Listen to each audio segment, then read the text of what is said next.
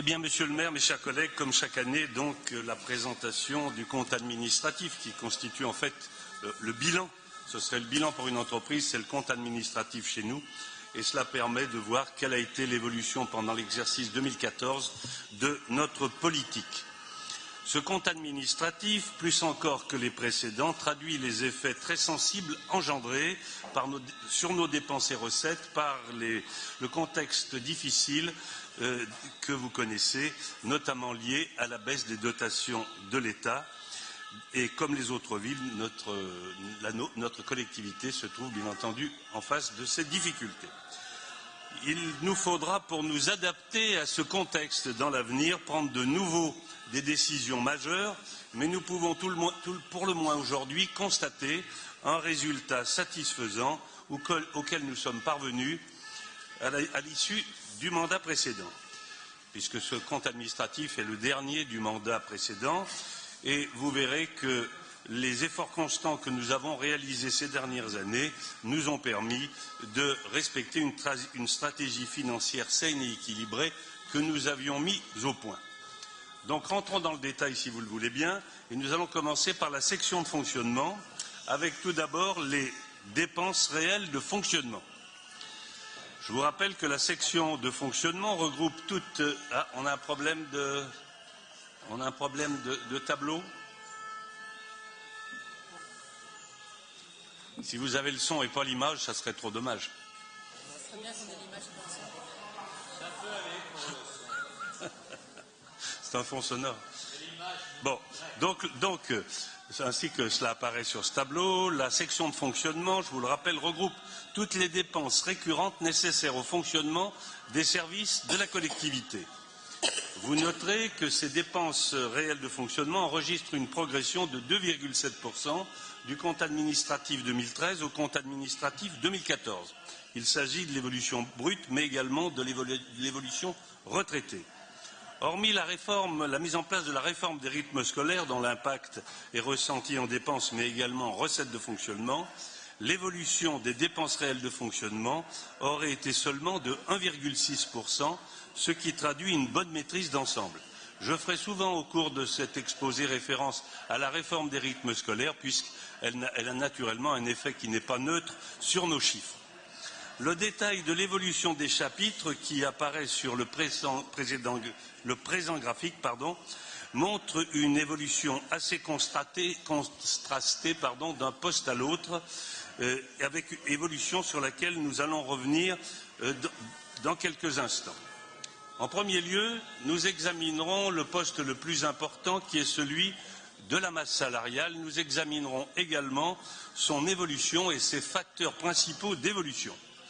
La masse salariale représente sur l'exercice 2014 le premier poste de nos dépenses de fonctionnement avec 57,5%.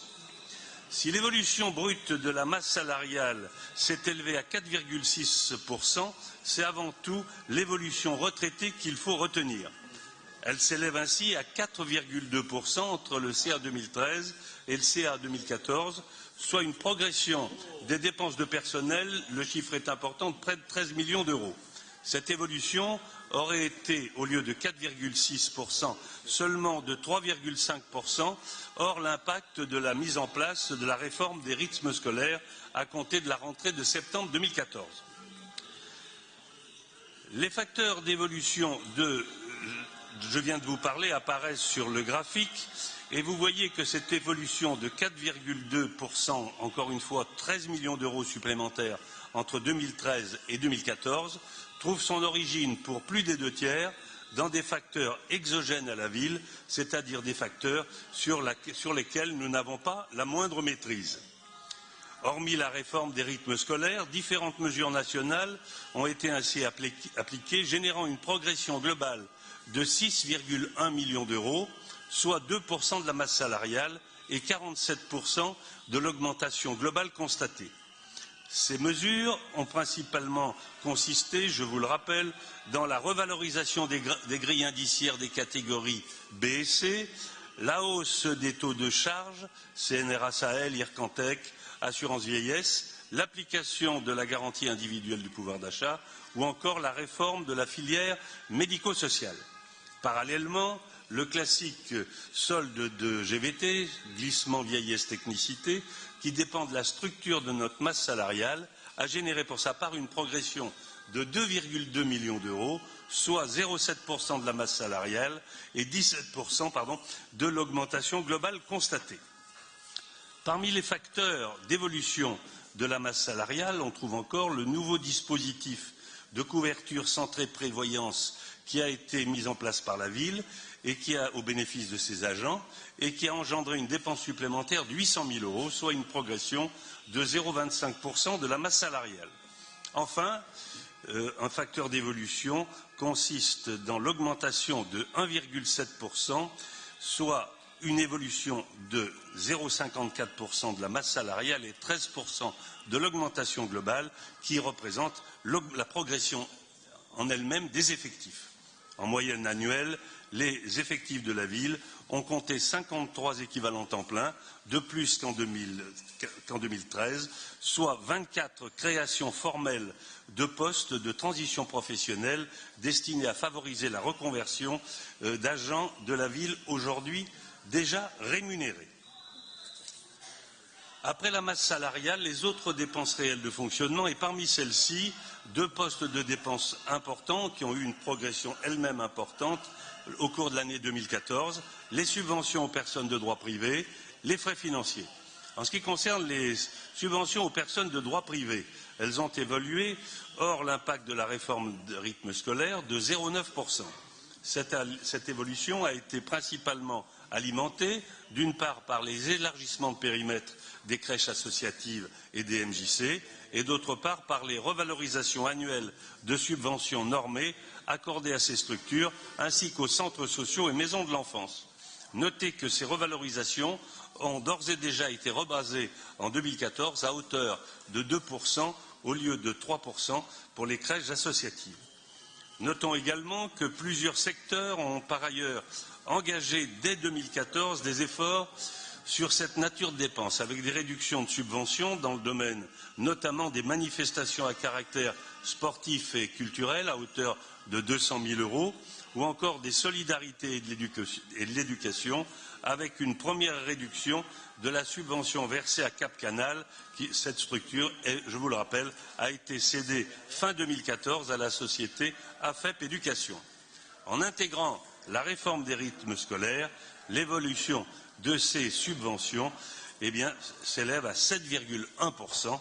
Cette réforme des rythmes scolaires est en effet assurée dans la moitié des groupes scolaires de la ville par des structures associatives de quartier, MJC et centres sociaux. Autre dépense réelle de fonctionnement, les frais financiers. Les frais financiers en eux-mêmes sont en recul de plus de 9% pour s'élever à 9,2 millions d'euros. La forte baisse des taux intervenue en 2014 a en effet compensé la progression de l'encours de dette de la ville entre 2013 et 2014. À la lecture du tableau, vous noterez néanmoins que ces frais financiers apparaissent en augmentation. C'est le fait du règlement d'indemnité de remboursement anticipé d'emprunt pour un montant global de 1 855 000 euros. Il est apparu en effet opportun de procéder à ces remboursements puisque ça nous permettait pour les opérations futures d'améliorer les conditions financières appliquées aux prêts que nous allions contracter. D'autres éléments marquants pour les évolutions négatives sont les postes de charges à caractère général, les autres charges et les subventions aux personnes de droit public. Concernant les charges à caractère général, la baisse de 1,3% est le résultat à la fois d'éléments conjoncturels tels que les conditions climatiques favorables qui ont engendré en 2014 un recul important du poste énergie, mais aussi des efforts qui ont été sollicités auprès de l'ensemble des services de la ville pour le budget 2014, rappelle une réduction de 5% hors dépenses contraintes qui avait été requise. Le poste autres charges, qui correspond notamment aux participations obligatoires, participation au budget des Célestins, dotation des mairies d'arrondissement et charges exceptionnelles, a également progressé. Quant aux subventions aux organismes publics, la baisse de 4,7% est essentiellement liée à la réduction à hauteur de 750 000 € de la subvention versée au CCAS.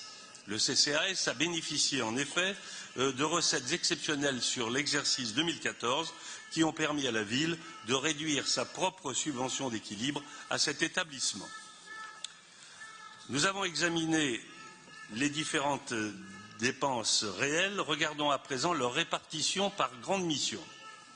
Le graphique qui vous est présenté fait apparaître que cette évolution est stable par rapport à l'exercice antérieur pour la plupart de ces missions et représentative du poids financier des politiques publiques de la ville. Plus du quart des crédits de la ville sont ainsi consacrés à l'enfance avec 46 millions d'euros et à l'éducation avec 99 millions d'euros. La seule part de la mission éducation, dont le budget fonctionnement passe de 16 à 18% entre 2013 et 2014, est à remarquer. Cette évolution est liée au budget désormais consacré à la réforme des rythmes scolaires et renforce ainsi la primauté de cette politique publique dans les interventions de la ville. Deux autres missions ont également évolué entre les exercices 2013 et 2014. Il s'agit d'une part de la mission culture et patrimoine qui représente 20% des dépenses de la section en 2014, soit 111 millions d'euros, contre 21% en 2013, et de la mission espace public qui progresse de 3 millions d'euros entre les deux exercices, mais à la faveur principalement du budget qui a été consacré en 2014 à la remise en état du parc de Gerland qui fait suite aux travaux de la ligne de métro prolongée sur Oulin. Après les dépenses réelles de fonctionnement, penchons-nous sur les recettes réelles de fonctionnement.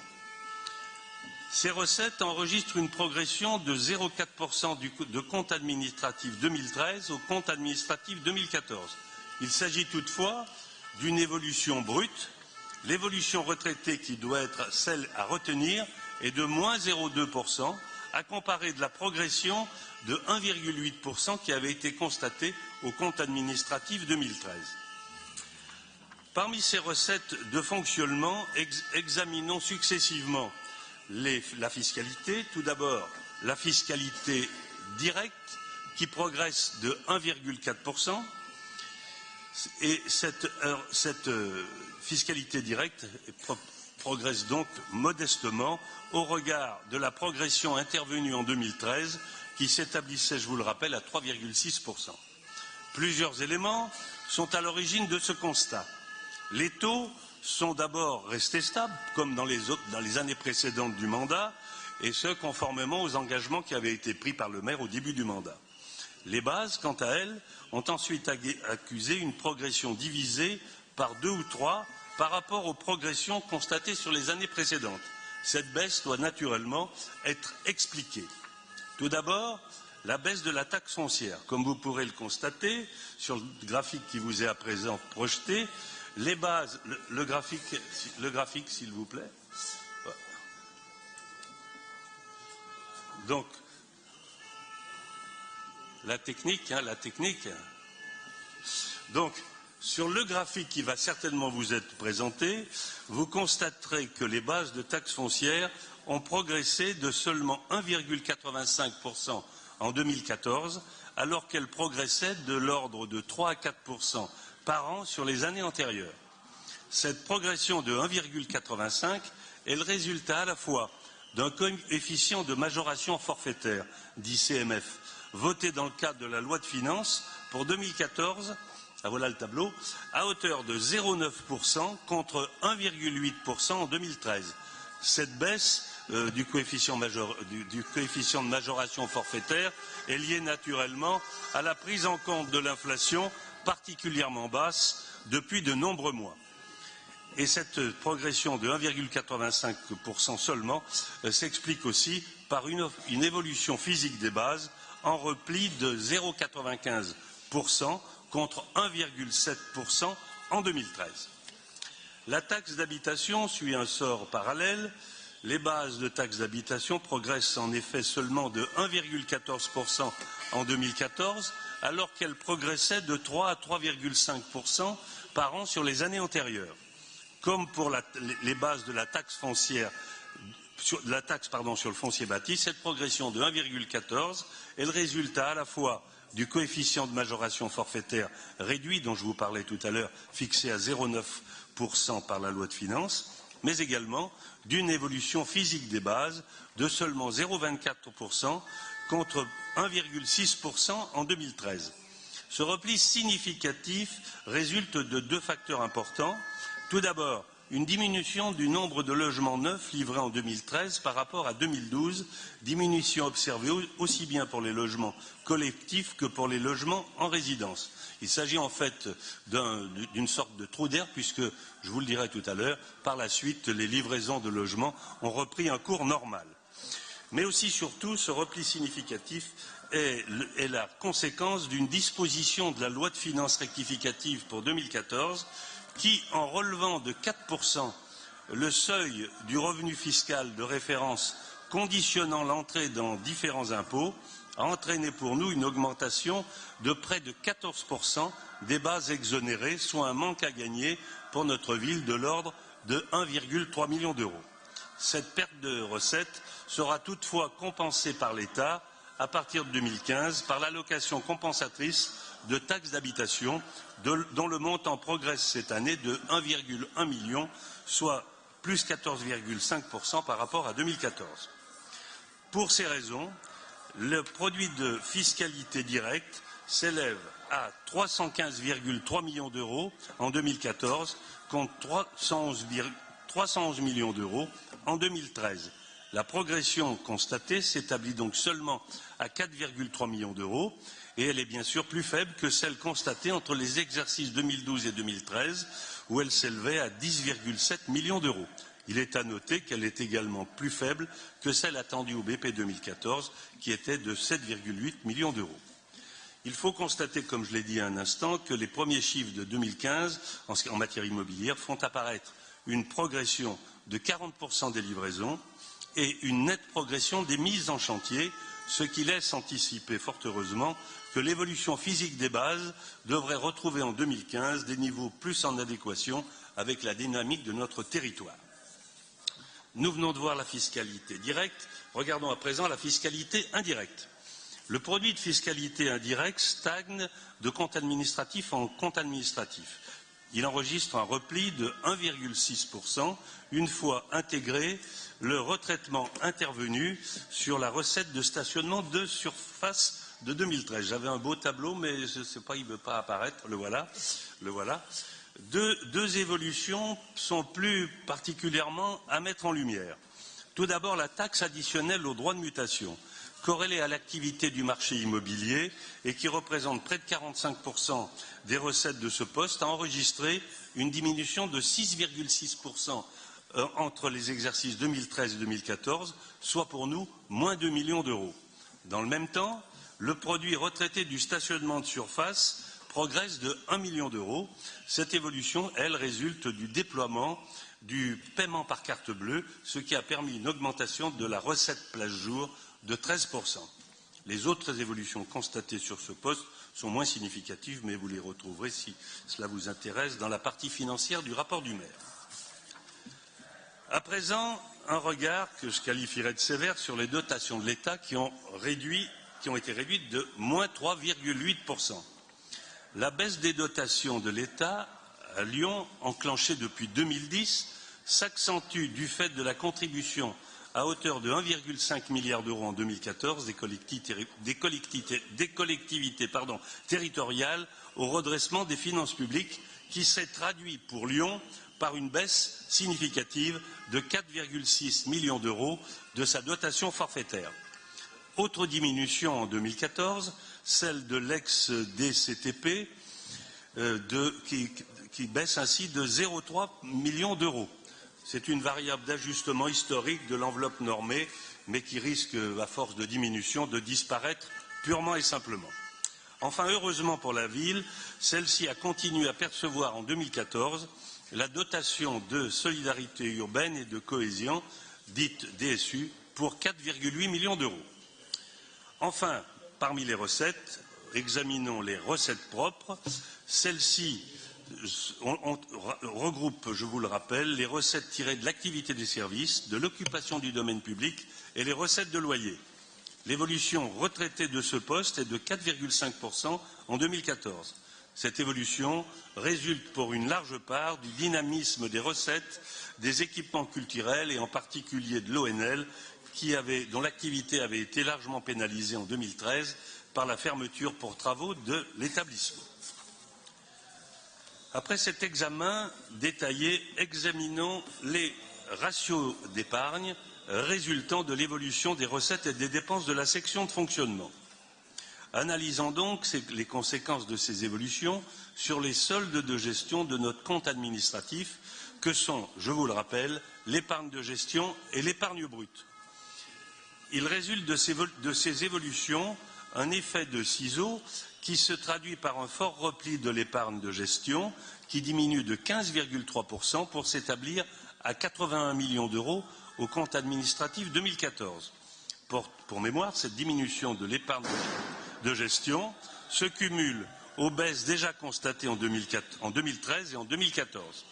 Cette baisse de l'épargne de gestion est à imputer principalement, encore une fois, au rebasage du coefficient de majoration forfaitaire, recette de l'ordre de 2,2 millions d'euros, à la perte de dotation forfaitaire, baisse de recettes de 4,6 millions d'euros, et à la montée en puissance du FPIC, dépenses supplémentaires de 1,2 million d'euros, dont les effets combinés de ces mesures sont à eux seuls, pour la ville de Lyon, de moins 8 millions d'euros sur l'épargne de gestion. Le résultat financier, solde entre les produits et les charges liées à la gestion de dettes de trésorerie sur l'année, se dégrade ainsi sur 2014 à hauteur de 14,6%. Solde de l'épargne de gestion et du résultat financier, l'épargne brute s'établit ainsi à 71,1 millions d'euros, avec un repli de 15,8 millions d'euros par rapport à 2013. Au-delà des raisons exogènes invoquées, c'est là un phénomène normal dans le cadre d'une fin de cycle de mandat. Pour mémoire, l'épargne brute avait accusé un repli de 5,2 millions d'euros en 2013 par rapport à 2012. Comme je le disais encore il y a un instant, le repli de l'épargne brute est lié à l'effet classique observé en fin de mandat, accentué en 2014 par la baisse des dotations de l'État et l'accroissement du FPIC, lesquels ont largement favorisé l'effet ciseau constaté que j'ai invoqué tout à l'heure. Malgré ce repli, néanmoins, l'épargne brute, comme je le disais, ça affiche à l'issue du mandat un niveau élevé de 71 millions d'euros. Il faut noter que ce chiffre de 71 millions d'euros d'épargne brute à fin 2014 est supérieur à ce qu'il était sur l'ensemble du mandat précédent et en particulier à ce qu'il était en 2008 pour 45 millions d'euros. Penchons-nous à présent sur les dépenses d'équipement de l'exercice. Et je prends ça pour des encouragements.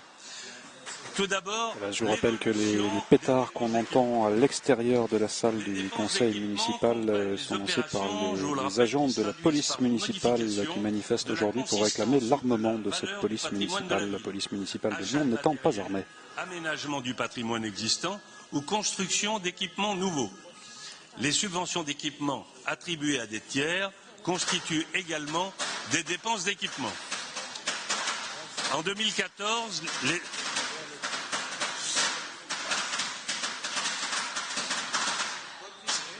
non, mais j'écoutais ça, je prenais ça pour des encouragements. En 2014, les dépenses d'équipement réitèrent le pic de 2013 avec 153 millions d'euros réalisés, dont 99 millions d'euros de travaux. Avec ces 2 années de très forte réalisation, puisque je vous rappelle qu'en 2013, nous avions également investi 153 millions d'euros, Les dépenses donc du mandat, les dépenses d'équipement du mandat se sont élevées à la somme de 697 millions d'euros et il faut rapprocher cette somme de 697 millions d'euros de notre prévision qui en début de mandat était seulement de 600 millions d'euros. Nous avons ainsi réalisé une moyenne de 116 millions d'investissements par an, ce qui est tout à fait remarquable pour un territoire dont la population a progressé de près de 50 000 habitants en l'espace de 10 ans. La répartition des dépenses d'équipement à présent par mission. La répartition, ça manque quand ça s'arrête, la répartition des crédits d'investissement par grande mission de la collectivité a fortement évolué par rapport à l'an dernier, traduisant ainsi le phasage des opérations du plan d'équipement.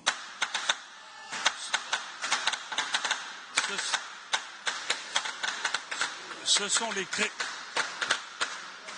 les crédits destinés à la mission sport. Ce sont les crédits destinés à la mission sport qui ont le plus fortement évolué du fait des travaux en cours sur le centre nautique du Rhône. Alors qu'ils représentaient moins de 13% des dépenses d'équipement en 2013, ils s'établissent en 2014 à 31 millions d'euros et ont mobilisé plus de 20% des dépenses d'équipement. La part des dépenses d'équipement dédiées à la mission espace public qui s'élève à 31 millions d'euros est restée stable à plus de 20% par rapport à l'an dernier. La mission éducation enregistre un fort repli lié à l'achèvement d'équipements importants et en particulier la cuisine centrale. Après avoir vu les dépenses d'équipement par mission, regardons les dépenses d'investissement de la ville. Elles sont constituées, comme vous pouvez le voir sur le tableau, du FCTVA, des subventions d'équipement, des produits de cession et des legs de la taxe d'aménagement et des recettes diverses. Nous allons examiner successivement ces postes. Tout d'abord, le fonds de compensation de la TVA, dit FCTVA, il s'établit à 14,9 millions d'euros contre 11,8 millions d'euros, soit un sursaut de plus de 3 millions d'euros. Il faut savoir que cette forte progression est néanmoins à rapprocher de l'augmentation des dépenses d'équipement survenue entre 2011, 99 millions d'euros, et 2012, 128 millions d'euros. La ville, comme vous le voyez sur le tableau, a également bénéficié de subventions pour diverses opérations à hauteur de 5,7 millions d'euros. Il s'agit en particulier d'un versement d'un fonds de concours de 2,5 millions d'euros de la part du Grand Lyon au titre du parc Sergent Blandan, près de 1 million d'euros de solde de subventions en provenance de la région pour la halle d'athlétisme de la Duchère, ou encore des recettes de la CAF pour la constitution de nouveaux équipements, pour la construction de nouveaux équipements d'accueil de jeunes enfants. Au sein du poste produits de cession d'immobilisation et legs, les produits de cession foncière s'élèvent à 3,1 millions d'euros et ils ont été principalement alimentés par la vente d'un terrain 6 quai des Étroits pour un montant de 2,1 millions d'euros, de diverses parcelles pour un montant de 820 000 euros et de divers volumes pour un montant de 253 000 euros. Pour en terminer, ou presque, nous allons examiner la dette et notamment l'évolution de son encours. Face au maintien à un niveau élevé et même inédit de la réalisation des dépenses d'équipement, dont je vous rappelle qu'elles s'élèvent à 153 millions d'euros sur les 2 dernières années, chaque année, la ville a dû maintenir en 2014 un recours plus fort à l'emprunt. L'encours de dette de la ville est ainsi passé de 391 millions d'euros au 31 décembre 2013 à 424 millions d'euros au 31 décembre 2014, soit une progression de la dette de 33 millions d'euros. Cet encours